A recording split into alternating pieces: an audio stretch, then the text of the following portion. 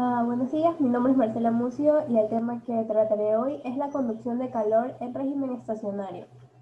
Bueno, como objetivo general tenemos obtener el modelo matemático que relacione la variación de la temperatura en función del radio para la resolución de problemas que involucren conducción de calor en régimen estacionario en cilindros.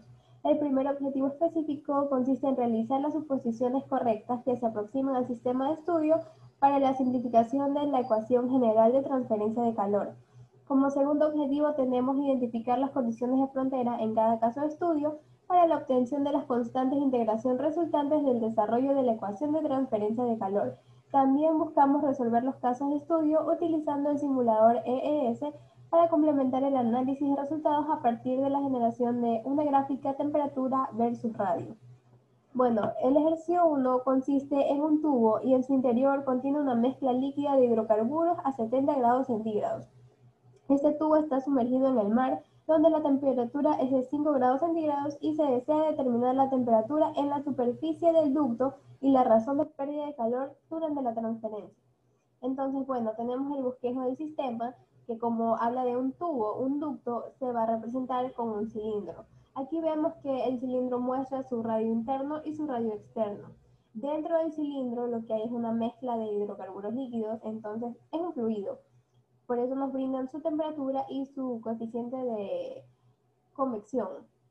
Al mismo tiempo se puede mostrar el entorno submarino, que también tenemos la temperatura y el coeficiente de convección externo. No nos dice de qué es el material, pero sí nos da la conductividad del cilindro. Entonces, a partir del problema y del enunciado obtuvimos los siguientes datos, que era la temperatura interna que corresponde al hidrocarburo, la temperatura externa que corresponde al mar. Nos dan el diámetro 1 y a partir de eso pudimos obtener el radio 1 simplemente con dividirlo por la mitad. Nos dan el espesor del tubo que nos ayudará a calcular el diámetro 2 y asimismo el radio 2. Nos dan los dos coeficientes de convección, tanto interna como externa, y la conductividad térmica del material del cilindro. Ahora, tenemos la ecuación general de transferencia de calor, que es la que se muestra a continuación. Y para eso tenemos que realizar, o sea, para desarrollar el problema necesitamos realizar las siguientes suposiciones. Bueno, como sabemos, existen coordenadas esféricas, rectangulares y cilíndricas, donde las más adecuadas serían en este caso cilíndricas, porque se trata de un cilindro. Aquí n vendría a ser igual a 1 y eso es lo que se reemplaza en la ecuación. No tenemos variación de temperatura con respecto al tiempo, así que es un sistema estacionario. Podemos quitar ese término. La transferencia de calor se da en una sola dirección, que es la del radio. No hay generación de calor, así que ese término también es cero. Y la conductividad se mantiene constante. Entonces, finalmente, la expresión que nos queda es la que se muestra ahí. Entonces, tenemos nuestra ecuación general a desarrollar. Tenemos que realizar las respectivas integraciones para resolverla. Y finalmente nos queda que nuestro modelo matemático es t en función de r igual a c1 por logaritmo de r más c2.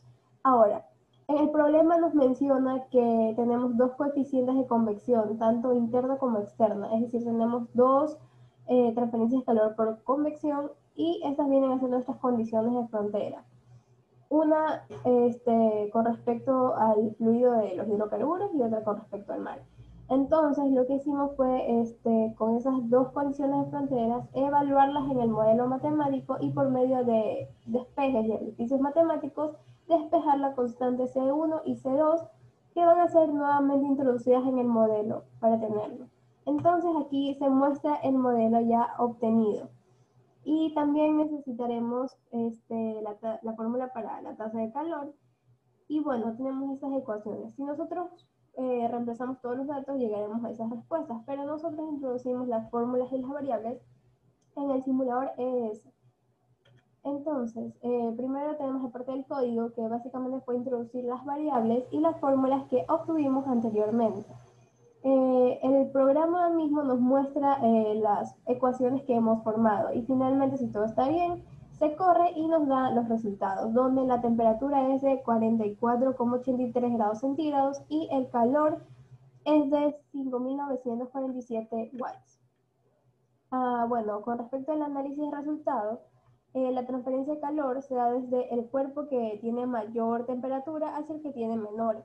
en este caso desde el interior del cilindro, que es el que contiene los hidrocarburos como fluido, a través de las paredes del cilindro hacia el entorno submarino.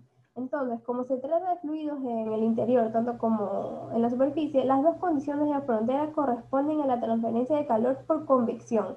Los resultados obtenidos muestran que al radio 1, o sea, radio interno, que es 0,25 metros, la temperatura es de 44,83 grados centígrados y al radio externo R2, que es de 0,258 metros, la temperatura es igual a 44 grados centígrados. Entonces se puede apreciar que a medida de que aumenta el radio, la temperatura disminuye y eso se ve en la tendencia decreciente de la gráfica y también en todos los valores que están dentro del rango entre el radio interno y el radio externo. Ahora, con respecto al ejercicio 2, tenemos un caso similar, a diferencia que el fluido interno ahora es vapor de agua y tenemos una sola condición de convección, que es la de el vapor de agua, y otra de temperatura específica dada, que en este caso es la de, aquí dice, si la temperatura promedio sobre la superficie exterior del tubo es T2 igual a 175 Fahrenheit, esa es nuestra condición, que a R2 vamos a tener una T2.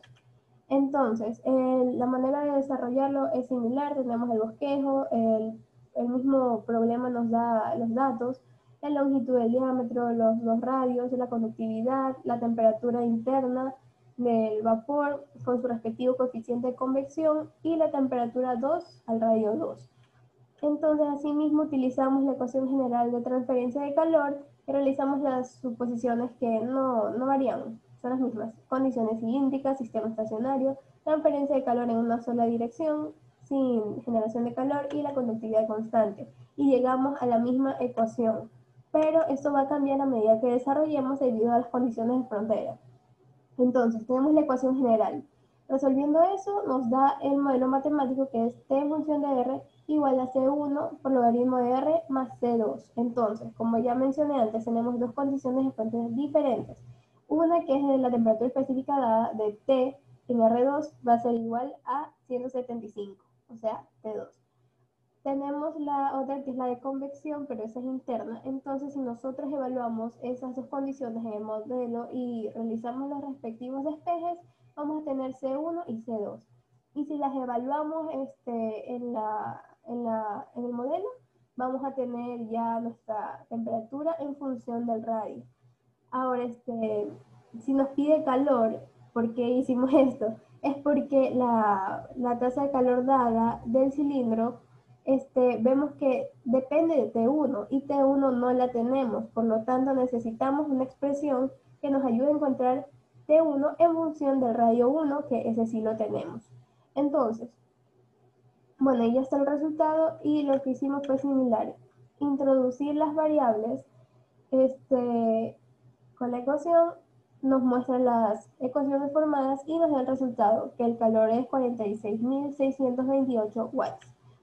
En cuanto al análisis de resultado aquí, el análisis también es similar al anterior, coincide en el sentido de la transferencia de calor, solo que en este caso ya no se tiene hidrocarburos, sino vapor de agua, y tampoco hay convección en la superficie, así que las condiciones de frontera son diferentes. Es una de convección interna y otra de superficie, perdón, de temperatura específica dada.